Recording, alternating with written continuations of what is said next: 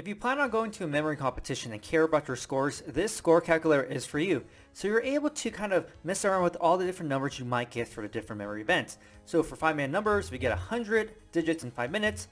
You get a score of 182.82. For binary, 30-minute binary, let's say you get 7,000. You'll get 1,134.34. So this is pretty nifty because it even adds all the scores together. Now, when you're doing this, what you have to do is you have to underestimate the scores you might actually get at a memory competition. Because if you try to base your scores on your best performances, more likely than not, you're not going to get your best scores at a memory competition, especially if it's your first competition, right? So what you have to do is underestimate, okay, maybe your best score for numbers is 250. So let's just say, hey, 200 is what you might get, okay? So 50 digits less, and when you start to do this, you're able to get a fairly accurate overall score that you might get at the memory competition. Now, what happens is, let's say you get 300 for some reason when you do 5-minute numbers. That's good because now you're ahead in that specific event, right? Because maybe in the competition you screw up in some other events, so this one event's going to help carry you in these other events, right? Make up the points.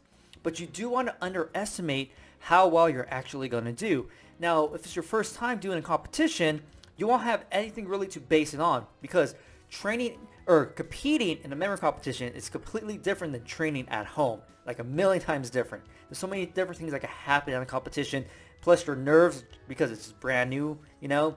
So I recommend probably making your score 10 to 20% less when you're doing the calculator.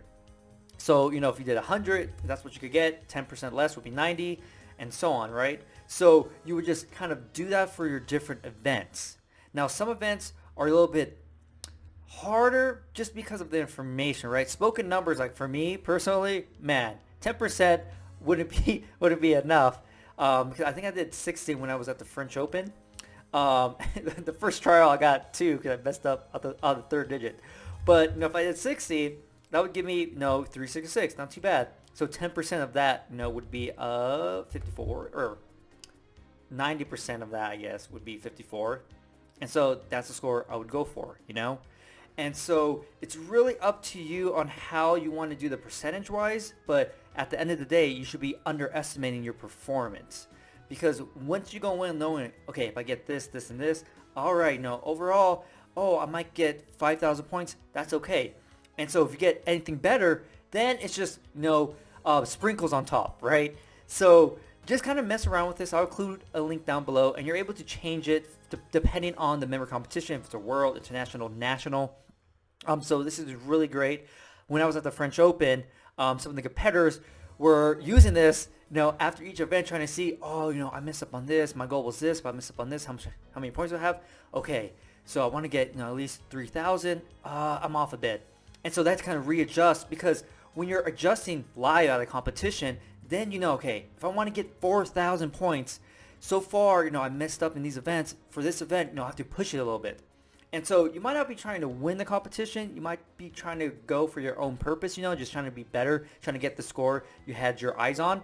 And so when you realize, I have to push more, then okay, I have to use my best journeys, if that's possible.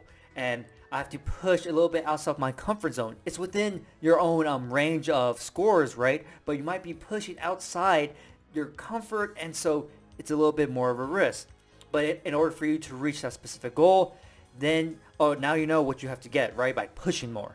So I have seen people use this live at a competition. So it is extremely useful. For me, I was just trying to do something, okay, at the French Open.